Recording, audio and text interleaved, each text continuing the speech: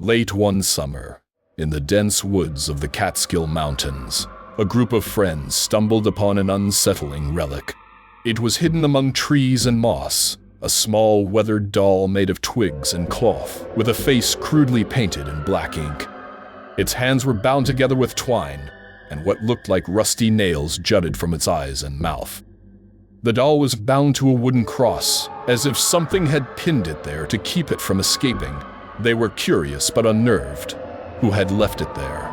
Why did it feel like they were being watched? That evening, they decided to take it back with them to their cabin, hoping it might lead to an interesting ghost story. But as night fell, strange things began to happen. A heavy silence filled the air. The forest that had once been filled with the chirping of crickets and the rustling of leaves now stood ominously quiet. Every now and then, the wind would pick up, carrying with it faint whispers that none of them could fully understand. Shadows seemed to dart through the trees, never there when you looked directly, but always in the corner of your vision. Back at the cabin, one of the friends, a woman named Lisa, began to feel uneasy. She kept glancing at the doll as though it were something more than just sticks and fabric. The others laughed it off, teasing her for being easily scared. But then, one by one, each of them started feeling it too, a presence, a heaviness that pressed down on their chests. Their laughter turned into whispers, their excitement dulled by an overwhelming sense of dread. That night, the dreams started. Each of them saw visions of a crone, an ancient, haggard woman, her face twisted in anger, her eyes filled with a dark, consuming hatred. She would stand at the foot of their beds, watching them with a silent fury. In their dreams, her bony fingers reached out, her nails sharp like claws, scratching at their skin. They would wake up gasping, their skin cold and clammy. But when they tried to sleep again, she was always there waiting. Over the next few days, the strange events grew more sinister. Doors slammed shut on their own. Objects would be thrown across the room by an invisible force, and the air in the cabin seemed to grow colder with each passing hour. One night, they heard a piercing scream from the woods, a sound that seemed to echo for miles. It was like no human scream they'd ever heard, high-pitched and filled with raw, primal fear. Lisa, already unnerved by the constant nightmares, decided it was time to get rid of the doll. She took it far into the woods, digging a shallow grave and covering it with dirt and stones. For a moment, she felt a strange calm, as if the air had suddenly cleared. But that night, the dreams returned, more vivid than before.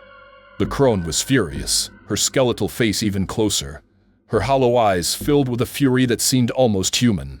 Her voice, low and rasping, whispered in Lisa's ear, "You can't get rid of me. I am bound to you now." Over the following days, the friends tried everything, smudging the cabin with sage, performing rituals they found online, anything to rid themselves of the dark presence that seemed to follow them. But the hauntings only intensified. The crone's appearances in their dreams grew more real, her touch colder and sharper. One of them even found scratches on their arms that they couldn't explain. Finally, one of the friends reached out to a local historian, hoping to find some clue about the doll and its connection to the crone. The historian was hesitant at first, but finally admitted to having heard tales of a Catskills crone. According to the legend, she was a healer or perhaps a witch who had lived in the mountains centuries ago, shunned and eventually executed by the local villagers. She had cursed anyone who disturbed her grave, promising that her spirit would haunt them until they begged for forgiveness. Terrified and desperate, the friends decided to leave the cabin, hoping distance would break the curse. But even after they returned home, the nightmares continued. In the quiet of their rooms, each of them would sometimes catch a fleeting glimpse of her, that same shadowy figure standing just beyond the reach of light, watching them with a cold, furious stare. Some say they're still haunted by the Catskills crone to this day. In the dead of night, they can still hear her whispers, feel her cold, bony fingers reaching out from the darkness. And sometimes, when they least expect it, they catch a glimpse of that same twisted doll, lying in a place they know they never left it. Enjoyed the content? Make sure to hit that like button and subscribe to the channel. Your support helps us bring more awesome videos your way. Don't forget to click the bell icon to stay updated with all our latest uploads. Thanks for watching.